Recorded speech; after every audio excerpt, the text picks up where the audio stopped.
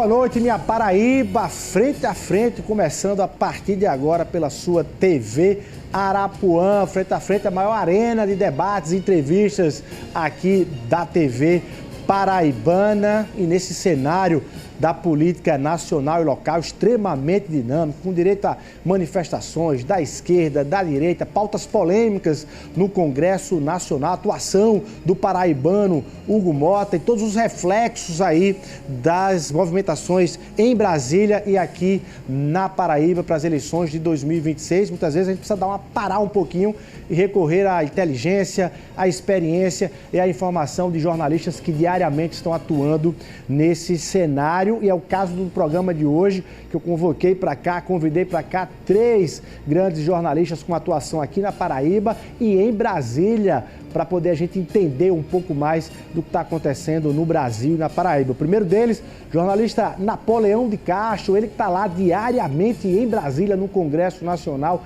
cobrindo e acompanhando para várias emissoras do país inteiro a movimentação, principalmente da Câmara e do Senado Federal. Também conosco hoje aqui, ele que é uma das revelações aí da nova geração do jornalismo paraibano, já está há um bom tempo, apesar da pouca idade, na estrada, e tem um dos blogs mais acessados da política aqui na Paraíba. Eu estou falando de Maurílio Júnior, que está aqui conosco para contribuir também com esse debate na noite de hoje. Para fechar, ele que é advogado, jornalista, faz sempre comentários muito polêmicos, posso até chamá-lo de o maior agitador, no bom sentido, do jornalismo aqui da Paraíba, Rui Galdino, também completa esse time aqui da noite do debate de hoje. Você fica ligado, frente a frente, começa a partir de agora e você não perde esse debate que a gente trava a partir de agora.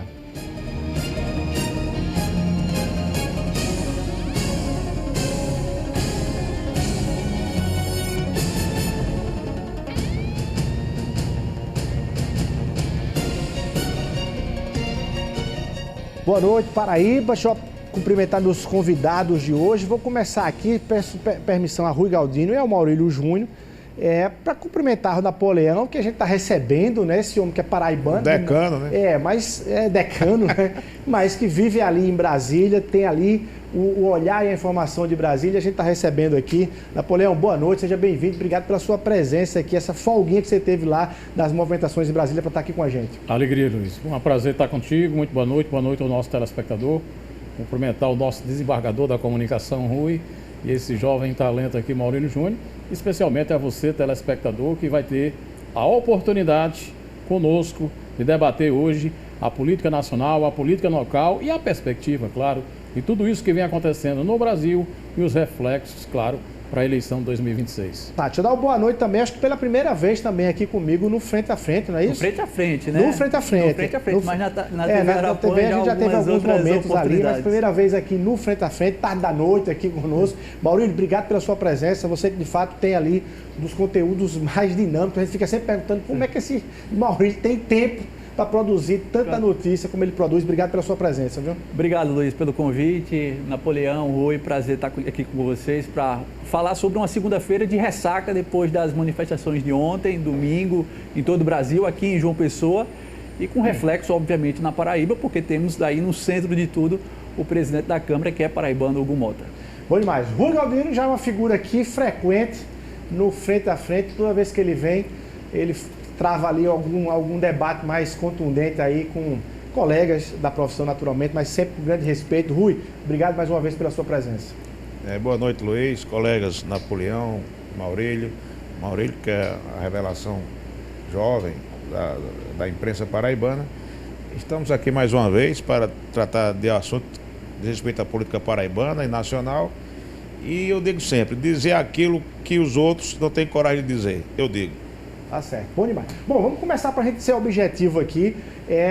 PEC da blindagem ou das prerrogativas, como os defensores costumam dizer, lá na Câmara aprovada, e a projeto da anistia, quer dizer, a urgência para se debater isso, com direito a manifestações nessa sequência em função dos reflexos dessas propostas debatidas lá no Congresso.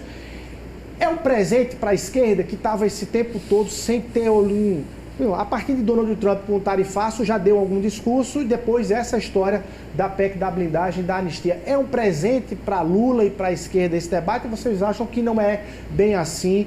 Isso no instante passa e o retorno do debate será outro? Na verdade, deu mote, né, Luiz? Isso que é importante. Deu um tema para a gente ter novamente nas ruas, fazia tempo que a gente não via, o movimento de esquerda, como aconteceu ontem em 33 das maiores cidades do país. E, evidentemente, tudo que eu conversava com os companheiros hoje no comitê de imprensa lá do Palácio e também da Câmara, a surpresa da direita em relação ao número de participantes, né, dessas manifestações de ontem. O que não quer dizer nada, nem tampouco as manifestações que nós tivemos dias atrás em relação aos partidos de direita, nem em relação à esquerda. É muito mais um movimento, mais do que de direita do que de esquerda, em cima do tema que foi colocado, que é um absurdo, em nível de Congresso Nacional, essa questão das prerrogativas. Só para o telespectador ter uma ideia, a perspectiva de se voltar à época da Constituição, quando nós tínhamos o voto secreto, 250 processos foram dar entrada no Congresso Nacional naquele período.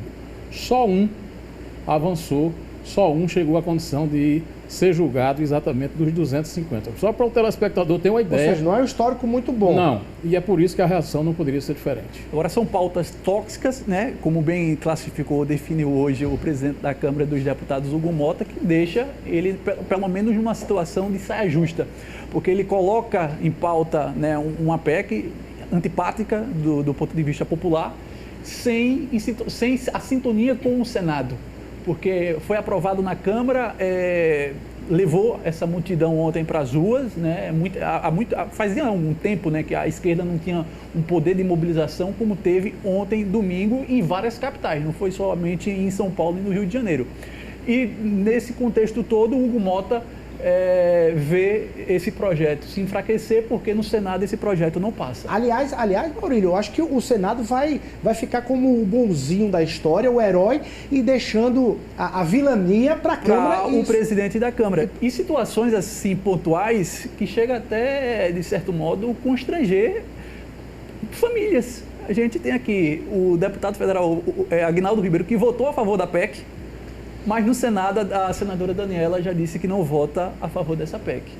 Né? A gente tem um deputado federal, Gervásio Maia, que tem toda a sua trajetória ligada a movimentos, né, de esquerda, se constrangendo por ter votado a favor dessa PEC. Em Recife, a gente teve o irmão do prefeito de Recife se constrangendo, indo até ao STF tentar anular o voto que ele deu nessa PEC. Então, foi uma situação totalmente constrangedora para a Câmara, em especial para o presidente da Câmara, Hugo Mota, que talvez não esperasse que não tivesse esse apoio do Senado e não terá. Agora, um capítulo à parte, alguns deputados, inclusive o deputado Gervásio Maia, pedindo desculpas ao eleitorado ou tentando se justificar por que é que votou a favor da PEC da blindagem. Alguns deles falando que fez isso porque senão sofreria retaliações. O deputado do PT do Piauí chegou a dizer... Berlão Solano. Isso, o Solano, né? Ele chegou a dizer que, olha, eu fiz isso para a pacificação no Brasil chegar e acabei, enfim... É uma desculpa que não existe, Luiz. Ali não tem nenhum tolo. Não tem nenhum. O mais tolo que tem no Salão Verde, ele belisca azulejo. Então ninguém está ali, entendeu? Por acaso. Todos sabem o que estão fazendo. Um Pedro Campos, por exemplo, um cara que é filho de Eduardo Campos, um neto de Arraes. Irmão do presidente. Irmão do prefeito de Recife. Dele. Agora vim pedir desculpa como Gervásio Maia. Me perdoe, Gervásio.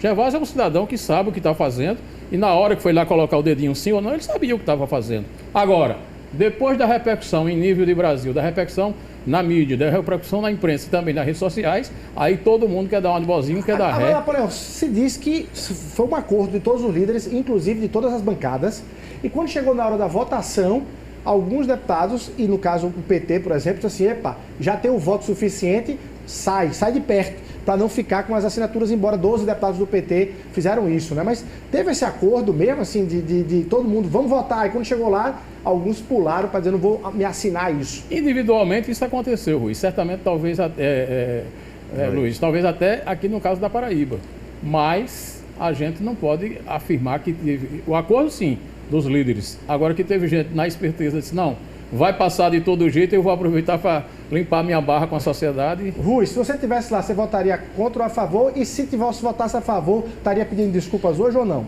Deixa eu lhe dizer, a esquerda encontrou pela primeira vez Olha aí. uma tábua de salvação. Começou com a questão do tarifaço de Trump, como você bem lembrou. Do IOF. Hein? Voltando um pouquinho atrás do tarifaço, teve a votação polêmica do IOF. Sim. Que o Hugo Mota Sim, comprou aquela briga com o governo. isso, mas aí não teve mais repercussão. Começou com o tarifaço de Trump, que repercutiu a princípio negativamente, depois foi muito bom para o governo Lula. E agora essa questão da blindagem que está associada ao PL da anistia. Isso. E o pior, que a emenda sai pior do que o soneto, porque quando eles falam agora que não é mais anistia, e sim uma dosimetria de pena para diminuir. Porque a dosimetria, ela acontece no momento da sentença, da segunda sentença, ou para mais ou para menos, depende das atenuantes e das agravantes. Mas agora criaram um fato novo, misturando a anistia com dosimetria. Isso não existe. A anistia é uma coisa, a dosimetria é outra. O PL é da anistia, não é de dosimetria. Então fizeram um acordo de cavalheiros anteriormente para votar PL e blindagem. E vão driblar a direita. Sim, a princípio era isso. Foram para a votação, houve aquela votação, eu assisti, foi até quase uma hora da manhã. Você vê que quando Câmara e Senado, ou só Câmara no caso, se reúne até meia-noite, ali não tem menino besta. Ali o mais besta desenha uma vaca na parede e tira leite em pó. Então o que acontece? Aqueles meninos ali, todos, até meia-noite, é porque a coisa só é bom para eles. Não é bom para o povo. Aí está. Resultado, o efeito na população brasileira no outro dia foi muito negativo. O povo se revoltou de todas as categorias, esquerda, direita, centro, pobre, branco, preto, tudo. Aí quando eles viram o resultado negativo, começaram alguns a querer pedir desculpa, que eu acho isso uma vergonha. Desculpa de quê? Desculpa de quê, meu irmão? Você fez besteira. Você foi induzido de uma forma ou quis entrar ali na onda. Então, agora estão vindo para a televisão. Por causa desse seu erro, a PEC passou, né? Passou. Só que o seguinte, é como o colega Maurílio disse, aqui na Paraíba, famílias políticas constrangidas, entre aspas. Que eu não sei se é constrangimento, às vezes é um jogo. O deputado Aguinaldo votou a favor. A senadora já se manifestou nas redes sociais que é contra. Tem alguma coisa errada. Tem alguma coisa nessa história. Deixa eu perguntar para vocês. E a figura do paraibano Hugo Mota? Onde é que está? Que ficou, primeiro, ele ficou como porta-voz, inclusive, da PEC da blindagem, porque ele fez defesa sobre tais resgates das prerrogativas dos deputados. Ele não apenas disse, olha, os líderes comandam aí, ele colocou na frente. Ele está sendo aí, nesse caso, Luiz, colocado como, enfim, um alvo nesse sentido aí. Olha, foi abandonado. Quando o paraibano Hugo Mota, na qual eu tenho o maior respeito, foi eleito presidente da Câmara, eu vibrei como paraibano, todos nós vibramos como paraibano, claro, um presidente da Câmara. Quando ele fez aquele discurso na posse, Napoleão, você estava lá perto e deve ter visto melhor do que eu vi pela televisão, com aquela Constituição na mão, lembrando o saudoso Ulisses Guimarães, eu disse, esse cara vai longe. Esse cara, se brincar... Eu vejo de outra forma. Eu acho que desde o início, para quem sabe como ultimamente vem se portando o Congresso, a própria política em si, em termos gerais, Hugo, ele foi eleito presidente da Câmara com apoio da esquerda, com apoio da direita. Então, assim, você querer conduzir uma Câmara dos Deputados com um pé aqui, um pé acolá, toda hora, um pé dentro e um fora da canoa. Não tem como. Aí, para então, assim, concluir... Ele pecou já desde o início, quando tentou introduzir ali uma espécie de pacificador. Mas o discurso dele foi muito bonito. Você se lembra? Como esse. Num país como esse. Ele, nas primeiras semanas como presidente da Câmara, ele deu uma entrevista na Arapuã, né, dando uma sinalização para a direita. E aí depois tentou consertar durante o trajeto. Mas a eleição dele... Mas então, a eleição dele só aconteceu quase à unanimidade, até ao centro também votou nele, porque ele fez alguns acordos, e entre esses acordos, esses compromissos, ele prometeu, um dos principais, foi colocar o PL da anistia logo. Ele negou depois. Não, mas foi feito. Aí mas depois o que começou... está dizendo, Rui, é exatamente isso. Você fez acordos com lados muito divergentes. Mas fez. Como é que você diz sim para todo mundo? Então não fizesse, meu irmão. A agenda do Brasil deveria ser uma agenda... Então não fizesse. a agenda do presidente da Câmara deveria ser uma agenda de Brasil e não uma agenda política de lados e, sobretudo, deixar arrastar até esse momento a questão da anistia. Mas foi assim que aconteceu. Deveria ter sido enterrada desde o princípio. E chegou agora nessa votação da blindagem, da PEC da blindagem, e essa votação só aconteceu graças ao paraibano Hugo Mota. Ele, claro, como presidente, ele tinha o poder de colocar em pauta e colocou de forma rápida, e ele induziu, ele se manifestou favorável. Então, mas é um erro político em cima do outro. E está aí as consequências. É preciso observar que de 2018 para cá, a partir da eleição de Bolsonaro, nós tivemos o que há muito tempo a gente não tinha no Brasil, uma divisão tão forte politicamente entre dois grupos de direita e de esquerda. Esse é o primeiro aspecto. Segundo, nem Eduardo Cunha, nem Lira, nem Maia, no passado recente de 8, 10, 12 anos, tiveram um acordo do tamanho do que fora feito para eleger Hugo Mota. São 444 votos, isso não existe. E aí é um mérito dele, viu? É um mérito dele. Porque dele e de quem montou isso aí, que foi exatamente Arthur Lira. Mas tem um preço a pagar. Tem um preço a pagar. E aí o erro... Porque na medida que eu agrado a direita, desagrada a esquerda. Na medida que eu agrado a esquerda, desagrada a direita. Isso é natural. Ele tem consciência, o grupo hoje que trabalha a comunicação de Hugo Mota tem consciência disso. Nós chegamos no fundo do poço, ainda tem terra para cavar, vai se afundar mais, ele quis botar logo tudo de uma vez agora. Exatamente para ver se chega no limite do desgaste. Agora, Napoleão, vamos aqui. E vai para pautas propositivas, essa é a ideia, a partir da semana que vem, não dessa. Aí ele vai para pautas propositivas, tem mais de 20 itens de interesse da sociedade que estão lá, como a proposta do imposto de renda, para tentar começar um processo de soerguimento e de tentar voltar a pergunta que eu faço aos colegas, se puder, é o seguinte: você acha que o nosso conterrâneo, o paraibano Hugo Mota, teria sido eleito presidente da Câmara se não fizesse um dos principais acordos, que seria colocar o PL da anistia para votação? Ele não fez esse acordo. Ele não fez? Não. Agora, para mim, o erro começou a partir da... Mas toda a direita diz isso. Diz. Que ele fez o acordo. E a esquerda diz outras coisas. Exatamente, isso faz parte da lei. Está o problema. A crise em volta de Hugo começou justamente naquela entrevista que ele deu aqui em Arapuã, quando ele tentou minimizar o que ocorreu ali no dia 8 de janeiro, quando disse que não havia uma tentativa de golpe. E a partir do momento que ele tenta... Aliás, eu acho que ele nem deveria ter se desculpado com a esquerda naquele momento, porque ele fez uma leitura sobre o 8 de janeiro.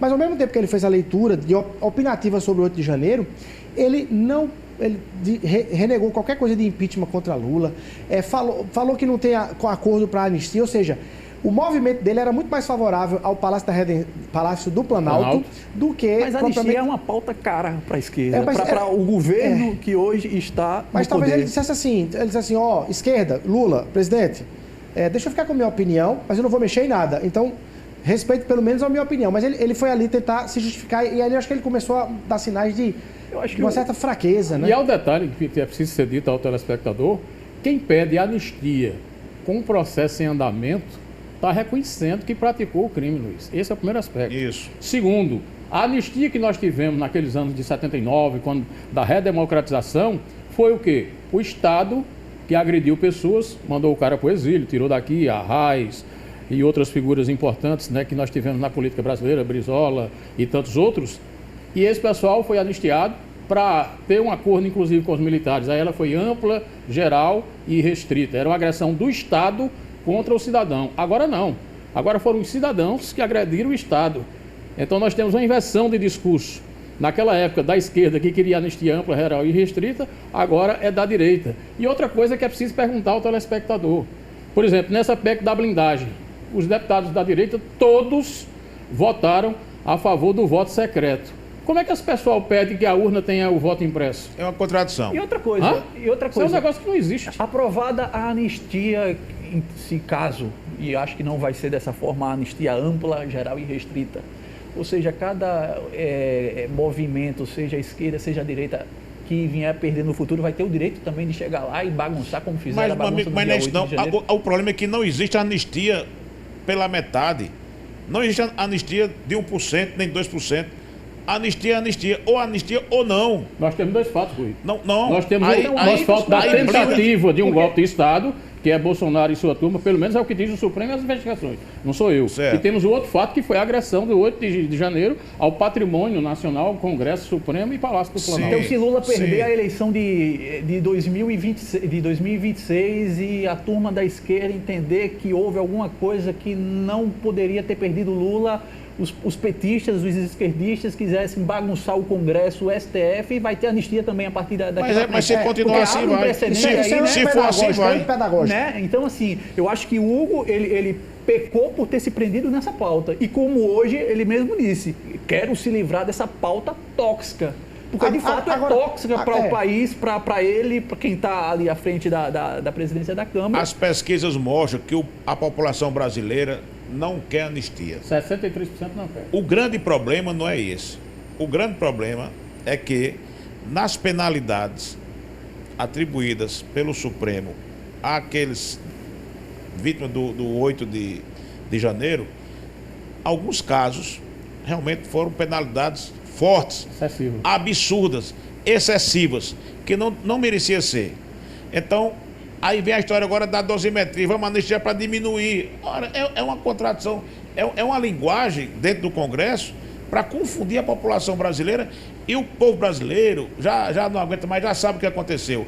Houve a PEC da blindagem para blindar realmente congressistas de processo, etc., com voto secreto, inclusive, que é outro absurdo, mas a própria PEC da blindagem blindou, entre aspas, o PL da anistia, que é o que eles querem fazer agora. E em Brasília se diz isso, que foi uma ação exatamente do comando da Câmara, a partir do presidente Hugo Mota, de colocar junto, que era a única forma que ele tinha de fazer um enfrentamento da anistia. O Centrão pediu apoio ao PL para a PEC da blindagem e, em troca, garantia a PEC da blindagem. Agora, deixa eu só perguntar Quiseram vocês, matar 2 coelhos com a cajadada só. Agora, deixa eu perguntar. Nesse caso de matar 2 coelhos com a cajadada, um desses coelhos é o Hugo Mota? Porque é o seguinte, veja só. O Hugo Mota tinha perdido essa confiança da direita, que já estava ali com ele no canto de parede. E ontem ele foi alvo das manifestações, né? Ele estava ali... Mas é o preço de quem quer colocar o pé em cada canoa, porque toma pedrada de todos os lados. E aí a pergunta é, vocês conseguiriam cravar qual é o destino de político de Hugo Mota nesse sentido? Se ele foi só ferimentos leves ou ele foi atingido em órgãos vitais, politicamente falando, e se isso tem reflexo, aí vou chegar na Paraíba. Tem. E se isso tem reflexo na candidatura do pai dele, Nabor Vanderlei, ao Senado da República. Eu vou dizer aqui, primeiro para você, no momento certo. Olha... A hora de dizer é agora. É né? agora? Então, veja bem. Mas eu gostaria, antes de fazer uma reflexão, se me permite. Se você perguntasse, fizesse uma pergunta desses deputados que votaram a favor da PEC da blindagem, quantos desses deputados estão preocupados com a opinião pública que foi à rua ou que se manifestou nas redes sociais? Principalmente na Paraíba. Eu vou dizer para vocês, nenhum deputado está preocupado com a opinião pública, amigo. Porque se a gente pegar a lista dos 12 deputados federais eleitos na Paraíba, acho que a maioria estão, né? A maioria está há muito tempo no Congresso, na Câmara. Ou seja, você está dizendo que não tem preocupação com o conceito. Porque o voto do deputado federal é o voto do guardanapo. Eu já vi deputado contar votos num guardanapo, assim, no restaurante. Eu já vi botar, inclusive, feito o queijo de coalho. O cara tem que botar aqui a quebra do queijo, 20%. É o voto do prefeito que a gente na imprensa, né, faz muita alarde. Fulano de tal, o prefeito anunciou apoio a deputado. A gente, né, noticia, como o cara fosse o popstar. Então, assim, ele não está preocupado, porque ele sabe que na eleição de 26, independente do que ele vota lá no Congresso, ele vai ter lá 70 mil votos, 80 mil votos e vai se reeleger tranquilamente. Agora é importante, Maurílio, destacar... Agora, assim, a preocupação... o momento é outro, viu? É quem tem interesse majoritário. A preocupação talvez de Hugo, talvez de um Aguinaldo Ribeiro, seja na majoritária. De Hugo Mota, isso pode prejudicar meu pai numa disputa para o Senado? Talvez possa ter esse ponto de interrogação. Aguinaldo Ribeiro pode prejudicar Lucas, Messinho Lucena pode prejudicar Cícero, Efraim Filho, Murilo Galdino pode prejudicar Adriano. Então, assim, a preocupação desses deputados talvez seja essa. Agora, a opinião pública, amigo, não está preocupado não, viu? Olha, já que você abriu, é para dizer agora, vou fazer uma análise aqui criteriosa com vocês, que eu acho que até hoje ninguém nunca fez, com relação a essa questão nacional de Hugo, com relação à Paraíba. Reflexo. Veja bem, a Paraíba hoje a preço de hoje, tem 4 pré-candidatos ao governo do Estado. Em tese, Lucas Ribeiro, Adriano Galdino, Cícero Lucena e Efraim Moraes. Vamos por eliminação. Vou fazer aqui um jogo político. O Hugo tá olhando para você, viu? Deixa ele olhar, não tem problema não. Vamos supor, eu defendo essa tese, até hoje, possa ser que eu mude de opinião amanhã, mas até hoje eu não ainda tive subsídios e motivos para mudar de opinião. Eu venho dizendo, há mais de ano, que o governador João Azevedo não sai do governo. Ao não sair do governo, ele não é candidato ao Senado. Ponto. Ao não sair do governo, Lucas não é o candidato a governador. Ponto. Vamos lá. Mas vamos supor que João Azevedo, de última hora, daqui para abril ou até antes, ele resolva sair do governo por um motivo ou outro qualquer. Aí eu lhe pergunto, o candidato será Lucas mesmo ele assumindo o governo do Estado? Ponto. Isso não está ainda abertamente. Vamos lá. Porque Hugo Mota... Onde é que entra o Hugo Mota e na boa aí? Mas se João ficar no governo, que é o que eu defendo, a minha tese, respeito às opiniões em contrária. Vamos lá. Se João ficar em governo, quem seria o candidato de João? Lucas? Não. Já um dos 4 já está fora. Cícero Lucena? Também não, que já está em fase de colisão e rompimento com ele, já anunciando. Vai anunciar agora, essa semana, quando está chegando amanhã aí de Santiago. Efraim Moraes? Não, porque já está na oposição declarado. Aí sobra quem? Adriano Galdino, que está ali, ainda aliado do governo, aguardando um posicionamento de João para dizer: você vai ser chamado para ser meu candidato. Se isso não acontecer, ele perde também Adriano breve. Sobra quem nessa história? E muito bem conceituado em Brasília, viu, Adriano? Isso, claro. Aí ele perde também, ele perdeu o Cícero e vai perder Adriano se não apoiar Adriano para o governo. Aí você pergunta, e por que, o que é que tem o Hugo Mota com essa história? Tem. Porque o Hugo Mota, em virtude do que vem acontecendo em Brasília, e o nosso colega Napoleão sabe mais do que a gente, eu entendo que o Hugo Mota não consegue mais se reeleger presidente da Câmara. Não consegue mais se reeleger presidente da Câmara. Ele se elege deputado federal, tudo bem, reelege tranquilo. Isso, nessa tese de Maurílio. Mas presidente da Câmara, não. Ao não conseguir a sua reeleição daqui a 2 anos, para onde o Hugo Mota vem? Para disputar o governo? Para disputar o governo do estado na Paraíba. Claro que não. Aí onde é que está a grande questão, que ninguém está observando. Lá atrás eu já escutei Aguinaldo dizer, se Hugo vier, está apaziguado. Eu já escutei Adriano dizer, se o candidato for Hugo, está apaziguado. Lá atrás, um passado recente. E todos os demais, até Efraim, já disse que se Hugo vier, está apaziguado. Se Hugo não tem condições de ser reeleito presidente da Câmara, como é que ele teria condições de vir ser governador? Não, mas aí, baseado na tese de Maurílio, tem. Por quê? Mas lá em Brasília, o governo precisa de conceito. Escute, lá em Brasília a história é uma, aqui na Paraíba a história é outra. Então eu estou prevendo, só para concluir, eu estou prevendo o seguinte: Hugo vem sim para ser, e vai ser a salvação do governo de João, etc., para ser o candidato, talvez de consenso. Caso contrário,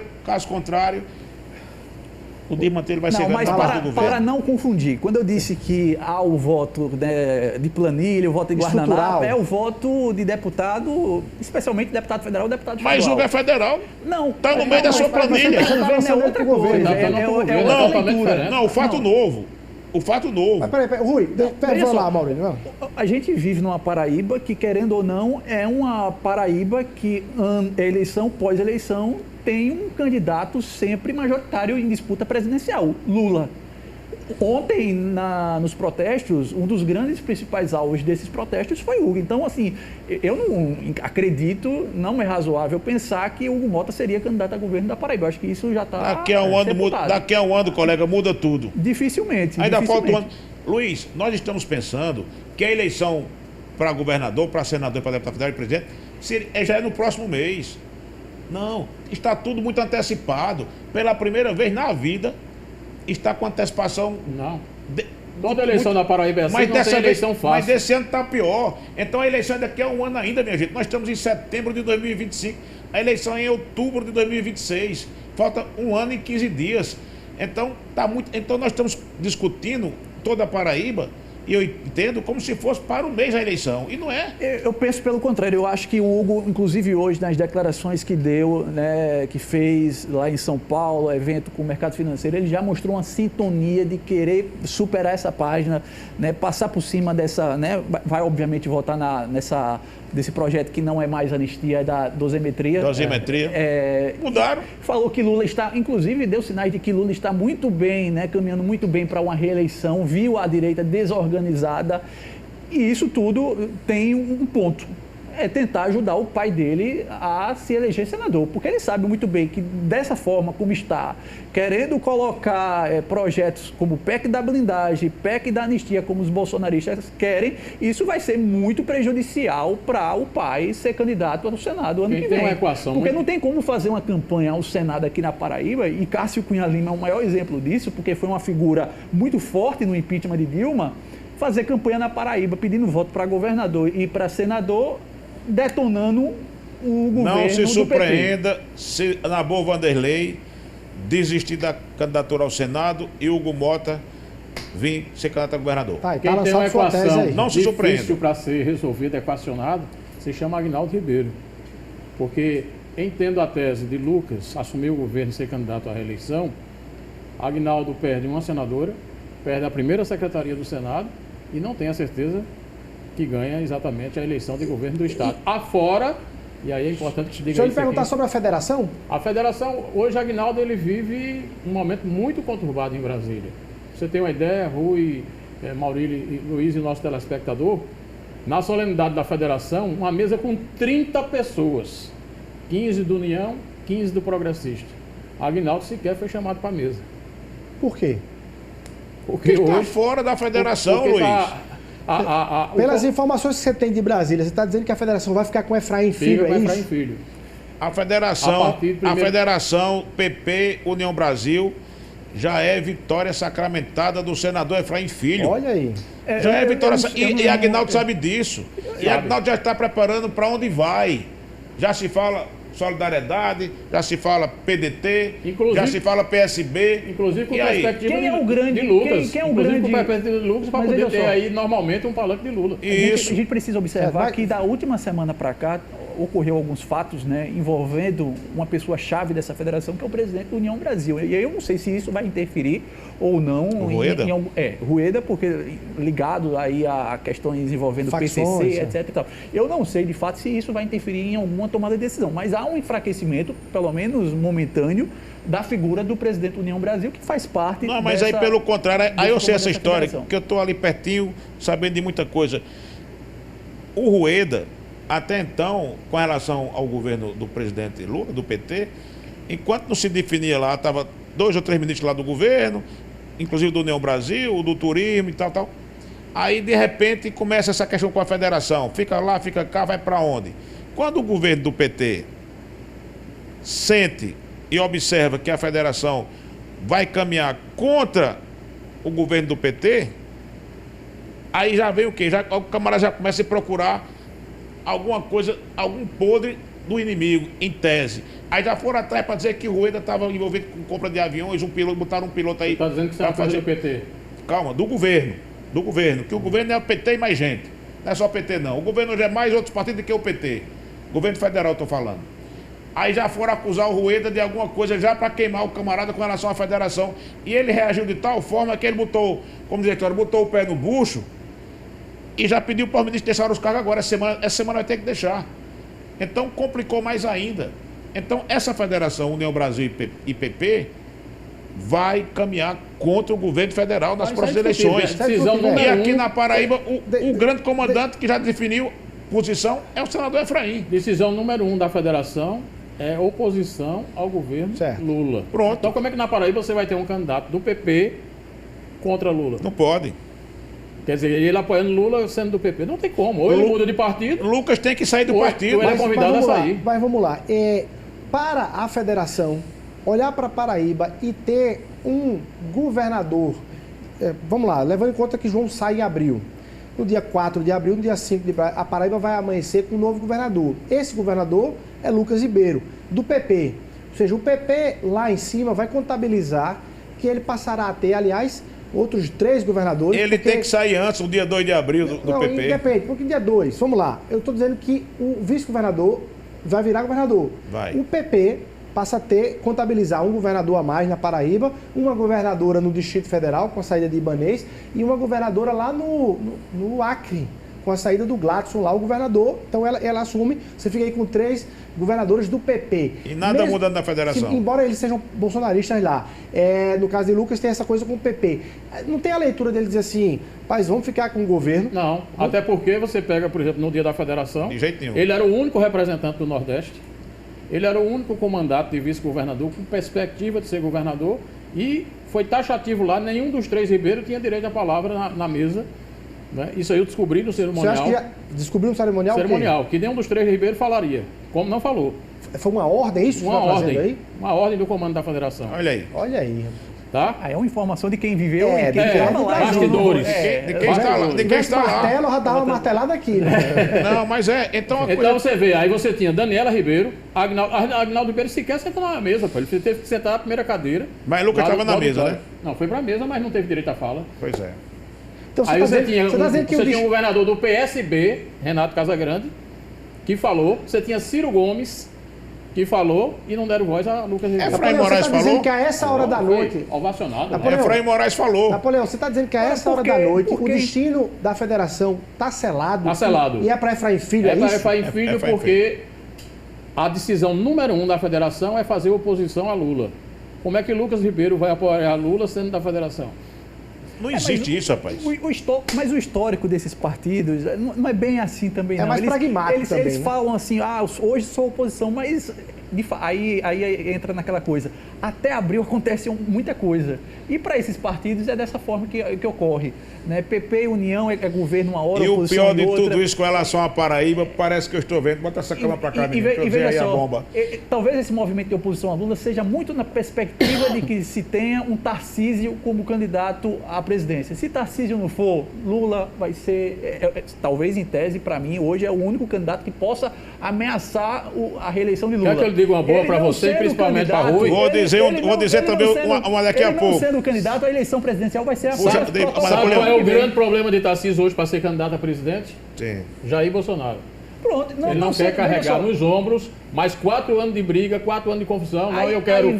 Aí veja só, não sendo ele o candidato, Eu quero e ele na indulto, semana eu quero passada Eduardo no disse, ministério, eu quero na semana isso. passada ele disse que vai ser candidato à reeleição em São Paulo. Isso. A eleição presidencial ano que vem, seja Michele, seja Eduardo, seja qualquer um, vai ser apenas protocolar porque o reeleito vai ser o presidente Lula. Não concordo. E aí, não. olha aí. e aí o PP e União Brasil, que é hoje oposição e que ontem era governo, volta a ser governo. Nessa federação, Eu acho que Lula torce que Bolsonaro não deixe que Tarcísio seja. deixa eu sim. discordar com todo o respeito do colega Maurílio aqui, deixa eu discordar.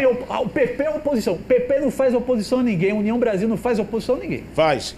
Deixa eu Vai. discordar com o colega Vai. com todo respeito. É raro você discordar. Não, deixa eu discordar. Vou discordar, e porque tem que discordar mesmo. Veja bem. O Tarcísio, já que ele falou em candidato a presidente, o Tarcísio não será candidato a presidente da República. Então, será presidente candidato à eleito é Lula. reeleição. Isso não quer dizer que o PT, o candidato do PT, que no caso é Lula, só tem Lula, porque se acontecer alguma coisa com o Lula, não tem mais ninguém, acabou-se. Não tem nem PT mais no país. Se Lula deixar de ser candidato ou adoecer, Vira um ou PSDB. morrer, é o PSDB pior. É. Só tem Lula. Aí a direita tem quantos? Tem 2 ou 3 ou 4. O candidato da direita, anota aí, e é da federação. Estamos falando em federação. Ronaldo Caiado. Chama-se o governador de Goiás, Ronaldo Caiado. É o candidato da direita brasileira. Rui, Agora, se vai ter o apoio de Bolsonaro ou não, isso é outro Ô, Rui, problema. se tu for ali no Parque Solano Lucena e perguntar para o pessoal lá quem é Ronaldo Caiado, não vai ter um Hoje, que sabe quem é Ronaldo Não passa Caiado. nem no União Brasil. Tudo bem, passa. É o Não candidato da passa. federação. Não Agora, passa, Rui. Não. A torcida Deixa hoje eu- do União Brasil é inclusive, e do próprio senador Efraim, é inclusive, em favor de Tarcísio de Freitas. Eu estou com saudade, Até aqui pra- do colega. Um abraço para ele aí, Walter Santos, Sim. que houve vários embates aqui com você, Bolsonaro e Lula naquela, você lembra? Eu defendendo Bolsonaro e Walter defendendo Lula e aqui a coisa pegava fogo. Aí ser a mesma coisa. O candidato da direita, anota aí, O candidato da direita brasileira pela federação chama-se Ronaldo Caiado. Se vai ganhar a eleição ou não é outra história. Para enfrentar Lula. E é o único candidato da direita que Lula não quer. Se você for lá no Terceirão agora não, porque já está fechado, mas aí, amanhã o nosso presidente. Passe lá no Terceirão e pergunte lá, quem é Ronaldo Caiado? Não vai ter uma alma dizendo, vai perguntar quem é Ronaldo Caiado. Isso é a tese da direita. Isso é a tese da esquerda que já começa a queimar o camarada. Não é sobre tese da esquerda, é a direita, veja bem. Só tem ele. O Ronaldo Caiado... Só tem Ronaldo Caiado? Não, a preço de hoje sim. Desconhecido, O Bolsonaro quando começou também ninguém conhecia não. Ninguém conhecia não. Você precisa ouvir o senador Ciro Nogueira e precisa ouvir o senador Efraim Filho. Se você ouvir esses dois, você sai dessa tese. Saiu não. Porque o Ciro Nogueira quer ser... porque eu sei de outras coisas. O Ciro quer ser vice de um Bolsonaro, o Ciro quer ser vice de um Tarcísio. O Eduardo Caiado não passa nem dentro até do porque tem Brasil. Extrema dificuldade no Piauí. Eu não saio dessa tese, com todo respeito ao que pensa diferente, porque eu sei do que está se passando do outro lado da moeda. Então o Rui Galdino com relação a Ronaldo Caiado. Vai trazer Caiado por Nordeste, porque ninguém conhece.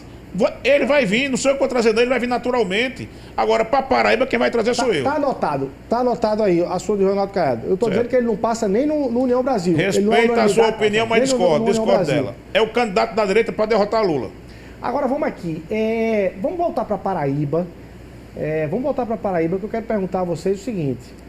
Tem uma nova disputa aqui na Paraíba. Eu até registrei hoje, né? Novos episódios de uma série, a nova série na Paraíba, que é a guerra do Efraim Filho e do Cícero Lucena, que está chegando daqui a pouco, está desbarcando aqui, tarde da noite e tal, mas amanhã já está em João Pessoa novamente, depois dessa caminhada aí. É uma guerra, é uma disputa pelo apoio dos Cunha Lima, de Pedro, de Cássio, de Bruno, de Romero, para essa chapa. Quem fica com quem na visão de vocês? Aqui eu já coloco aqui, já desnudo aqui, vantagens e desvantagens de cada um dos dois lados. No caso de Cícero, os Cunha Lima vão ter que modular um discurso, porque vieram se enfrentando recentemente. No caso de Efraim, talvez um receio do próprio Pedro de se carimbar se a chapa for muito bolsonarista, né? Se for uma coisa só para eleger o bolsonarista, talvez Pedro tenha essa resistência, mas quem ganha essa guerra na visão de vocês? Não, mas primeiro que você fala, para eleger o bolsonarista, que bolsonarista está se referindo? O PL de Marcelo Queiroga. Não, mas que bolsonarismo você está se referindo? Quem é o bolsonarista dessa história? Efraim Filho. Não, para eleger a nível nacional, quem é o bolsonarista que você está se referindo? Efraim Filho vai ser obrigado, ou não, mas é uma pergunta, a passar 2026 todinho dizendo que o Bolsonaro, ou seja Eduardo, seja Michele, é a melhor solução para o Brasil, que o PT não presta, que Lula não presta. Que Alexandre de Moraes não presta. Que Alexandre de Moraes não presta. Você acha que ele vai conseguir fugir desse debate? Certo, mas não é bolsonarismo. Estamos falando de direita. Pode ser um bolsonarista, um Eduardo Bolsonaro, um Flávio Bolsonaro, um Michele Bolsonaro, sim. Mas eu acho difícil isso acontecer. Mas já tem 8 Bolsonaro candidatos. Mas veja bem... Mas agora, você acha que Pedro Cunha Lima é um candidato de direita, Rui? Diga aí. Não. Veja bem, acabei de dizer anteriormente que a Paraíba tem hoje 4 pré-candidatos. Lucas, Efraim, Adriano e Cícero. Ponto. Tem mais outros candidatos, não vai aparecer mais ninguém. Agora, você perguntou onde fica os Cunha Lima nessa briga entre Cícero e Efraim. Os Cunha Lima, Romero Rodrigues, Pedro Cunha Lima, Cássio Cunha Lima, quem é o outro?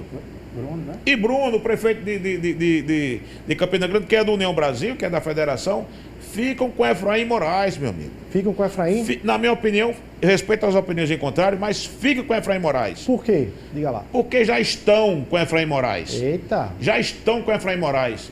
Estão unidos. Agora fica essa conversa mole. Não, mas Cícero vai trazer um. Não, mas Cássio quer ficar. Cássio prefere Cícero e Pedro prefere Efraim. Meu amigo, isso não existe. Os Cunha Lima, da qual eu incluo Romero Rodrigues, e vou incluir mais outro Cunha Lima, que não é Cunha Lima, mas já está dentro do pacote, Rui Carneiro, todos ficam com Efraim Moraes. Divergência ou... Todos ficam. Eu tô curioso para... É a foto de ontem lá em Manaíra, né? A foto no base ontem, lá no bar do Felipe. Lá do Felipe, eu estive lá com ele. Eu tô curioso para ver esse novo momento, né, após viagem do prefeito Cícero Lucena, porque ele saiu da base do governo, ao sair do PP, para poder ser candidato futuramente ao governo da Paraíba. Ou seja, ele passou por uma batalha ali dentro do seio governista, né? Era Cícero, era Lucas, etc e tal. Ele superou essa primeira batalha. Ele vai para a oposição agora e caso seja confirmado esse duelo aí com o Efraim, ou seja, é uma segunda batalha. Ou seja, é muito desgaste para você até chegar a 2026. E aí, Maurílio, entendeu? Então aí eu lhe pergunto, você acha que Cícero voltando, ele tem uma Cunha Lima dependência, tem uma dependência dos Cunha Lima, assim, ou seja, a candidatura dele ao governo, se por acaso essa tese de Rui prevalecer... Ele precisa, mas sabe por que ele não tem dependência? Ele tá fora... Sabe por que ele não tem dependência? Porque o que é que anima Cícero hoje? Qual é o combustível de Cícero hoje? Para fazer o que ele fez? Para deixar o Grupo Ribeiro, para deixar o governo do Estado? Qual é o combustível dele? Você é governador. As pesquisas eleitorais, doutor. Ele está baseado em cima disso, que ele está liderando as pesquisas até então. Rui. Então, qual é o combustível dele? Isso isso já está na frente dos Cunha também. Rui. Ele não precisa disso. Pesquisa é combustível de largada do carro. Mas é isso que está acontecendo. Luiz, telespectador, há 1 ano e meio ou 2 anos, Cícero já me diz em Brasília, nem João manda em mim, nem Aguinaldo manda em mim. Quem manda em mim é o povo e Deus. E está dizendo de novo. Mas aí, veja só... Mas ele já dizia isso há 2 anos, quando não tinha nem perspectiva de eleição, nem de ser candidato. Perfeito. Agora sim, para você largar uma prefeitura de João Pessoa tendo ainda mais 3 anos de mandato e para disputar um governo apenas por disputar, porque para ele disputar o governo, ele precisa minimamente ter uma musculatura política para chegar bem. O camarada que está em primeiro lugar nas pesquisas. Certo, mas isso é uma pesquisa retrato de momento. E aí não é detalhe, dúvida. não É duvidando. Os que estão lá embaixo não nas é pesquisas. Duvidando do potencial de Cícero. Mas para ele disputar uma eleição, ele não pode ir apenas com o que tem hoje e com o apoio do senador veneziano, que está muito mais preocupado Cícero com a Lucena situação com dele, apoio de veneziano. Porque veneziano... E anota aí. Veja só, Cícero é o bilhete premiado de veneziano, porque veneziano estava numa dependência de Pedro se afastou do debate e Efraim disse, vou com o bolsonarismo, então veneziano não tinha candidato nenhum para disputar 26, para ter uma chapa Lula, dele. né? Não é verdade? Uma tese Lula. Não é verdade? Eu então, disse... Assim, eu disse... Cícero é um bilhete premiado. Você acha que premiado. Agora, para Cícero disputar o governo, ele precisa ter algo mais Mas robusto. ele vai ter... Olha quem vai ter Cícero. Eu fiz um comentário essa semana na TV aqui da Paraíba, dizendo que na última eleição, a eleição que reelegeu João Azevedo governador, ele perdeu 2 importantes aliados na época, que hoje são senadores. Efraim e veneziano. Concorda? Perdeu. Nesta eleição, eu estou prevendo que ele vai perder mais 2. Um já perdeu, que foi Cícero. Agora. E o outro, sabe quem vai ser? Adriano Galdino? Anota aí. O presidente da Assembleia, Adriano Galdino. Por quê? Adriano Galdino continua dizendo que é pré-candidato a governador e está animado. E está esperando ter uma conversa séria com o governador João, que não tiveram ainda. Não, sexta-feira estiveram reunidos. Não, mas não conversaram o que Adriano quer ainda não. Que deveria está ter. esperando o apoio de João para governador. Minha gente, se João Azevedo, anote o que eu estou dizendo, não apoiar Adriano para governador, Adriano rompe com ele também. E vai para Cícero. Veja só. E vai para Cícero. E você acha que... Tem uma posição política definida em Brasília. Pois é, para ir para Cícero. Mas meu amigo, eu estou falando de Adriano Galdino. Você já está fora. Você já está fora. Você é candidato à oposição ao governo. Aí você está dizendo que João vai deixar o projeto dele de ser senador, é isso? Ficar no governo? Isso. Olha, João perdeu Efraim e perdeu o veneziano. E vai perder nessa eleição Cícero e Adriano. Você sabe por que João Azevedo está tão impaciente quando fala sobre esse cenário? Porque era o momento que ele esperava dos aliados um apoio geral para o desenho. O desenho é ele saindo, Lucas candidato ao governo, e ninguém deu, né? Não. Ninguém deu, porque Adriano Galdino pulou fora, Cícero pulou fora, ou seja, no momento que ele mais esperou dos aliados ser candidato ao Senado em paz, não deram paz ao governador. Isso tudo porque lá em 2022, aquela coisa de Aguinaldo é candidato, não é candidato, é candidato a senador, e quando chegou no final, travou com... esperando se Ricardo Coutinho teria ou não condição de legalmente ser candidato, aí ficou, de certa forma, receoso de entrar, não entrou. Efraim teve a coragem de se eleger, porque Aguinaldo desistiu e Ricardo não pôde ser. Aí a decisão de última hora de colocar Lucas, o resultado está aí hoje. Isso. Para resolver essa equação. Você que não sabe é fácil. Que era o candidato. E Adriano hoje, viu, Rui? Adriano hoje é o cara mais identificado com a postura política, se você analisar. Luiz, quem era porque o ele está definido em Brasília. Luiz. Ele se diz um candidato de Lula. Por que Lucas foi indicado? E tem uma posição definida e agora, ele fala aqui na saída de Adriano. E aí, como é que fica o Mota? Eu acho como é que- que fica o republicano? Eu acho que... Ei, mas tanto- o republicano só eu acho que tanto o Adriano Mas como onde é que está Cícero- o problema? O republicano só é o que é hoje, Vamos aqui. em tamanho, por causa de Adriano, não é por causa de Hugo, não. Eu acho que... Ou não é? Adriano, Quem fez o republicano crescer foi Adriano, Vamos não foi fechar Hugo, aqui. não. Eu preciso ir para o intervalo. Certo. Maurílio, fecha o raciocínio aí. Só para fechar, pouca gente está percebendo, mas para além da disputa do governo do Estado, há uma disputa que vai ter uma prioridade para Cícero, para Adriano, que é a disputa de deputado federal. Porque caso não tenha a derrubada daquele veto de Lula... Da né, redução. que faz a redução, muita gente assim, força de expressão, mas verdade. dois deputados É vão muita sobrar coisa. na curva. É.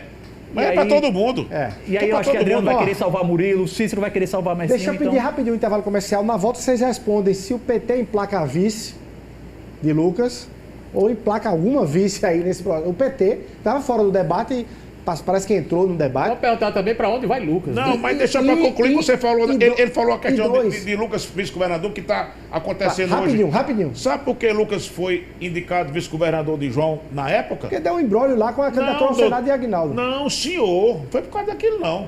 Foi porque a senadora Daniela Ribeiro, que na época era pré-candidata ao governo do Estado, e vinha ameaçando, e eu escrevi isso direto, e vinha ameaçando uma possível candidatura de João. João Azevedo teve medo, porque se ela tivesse entrado candidata ao governo do Estado lá atrás, João não era governador hoje, não. A história da eleição era outra.